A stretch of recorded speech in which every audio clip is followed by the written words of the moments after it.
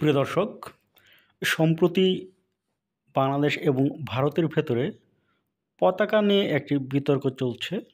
বাংলাদেশ এবং ভারত ২ দেশের কিছু মানুষ আ পতাকার অবমাননা করছেন। যেমন বাংলাদেশের কিছু মানুষ ভারতীয় পতাকা অবমাননা করছেন। অপরদিকে ভারতীয়রা বাংলাদেশের পতাকা অবমাননা করছেন।